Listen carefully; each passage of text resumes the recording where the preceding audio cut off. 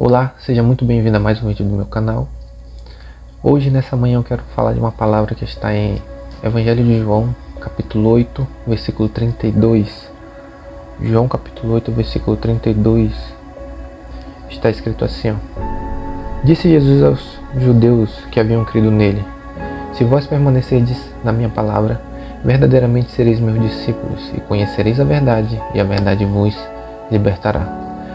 Essa palavra de hoje eu quero direcionar aquelas pessoas que têm encontrado dificuldade na sua vida cristã, que têm encontrado dificuldades para vencer certos tipos de pecados, que têm achado dificuldades para vencer, para prosperar espiritualmente, para crescer espiritualmente, que têm, quem sabe, até duvidado da sua fé, que têm duvidado da palavra de Deus, que não têm obtido vitória, que não têm obtido um crescimento exponencial na sua vida cristã. Jesus aqui, no versículo 31 do capítulo 8, ele vai direcionar a sua palavra àquelas pessoas que haviam crido nele. Se você for voltar no versículo 30, ele vai dizer: tendo dito essas coisas, muitos creram nele. Jesus havia, neste capítulo aqui, evidenciado que ele era o Filho de Deus, que ele era o Messias, que ele havia curado muitas pessoas, e ele estava provando para os judeus que ele era o Filho de Deus. Só que muitos não criam nele.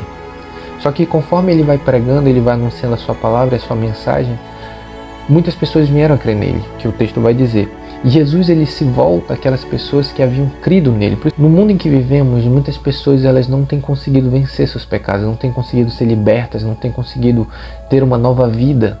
E por esse motivo elas passam a descrer no Evangelho, passam a acreditar que o Evangelho não tem poder para libertá-las. Eu já ouvi muitas pessoas falarem que não conseguiram vencer os seus pecados, não conseguiram ter uma nova vida, ainda que elas frequentem a igreja, né, que elas tenham uma vida religiosa, mas não há mudança. Não conseguem vencer, acham muito difícil, muito impossível vencer.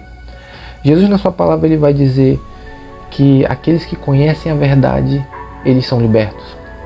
Só que o segredo dessa verdade da qual Jesus está falando é uma consequência de uma atitude anterior. Jesus, no versículo 31, ele vai dizer: disse Jesus aos seus discípulos, aqueles que haviam crido nele: se vós permanecerdes na minha palavra. O segredo para a libertação de certos tipos de pecado, para uma vida nova, para uma mudança de vida, está na permanência.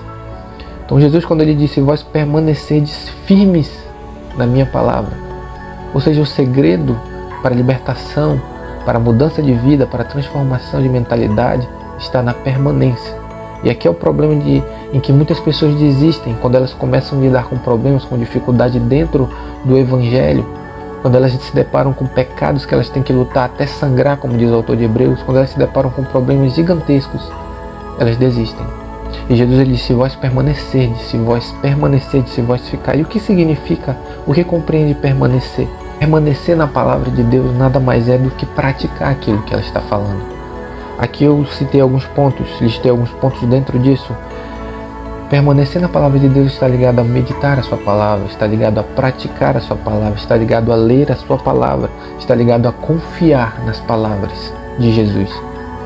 Então, se vós permanecerdes, o segredo para a libertação, para vencer, está ligado à permanência, aquelas pessoas que permanecem, que continuam, que não desistem, que não retrocedem, que não voltam atrás.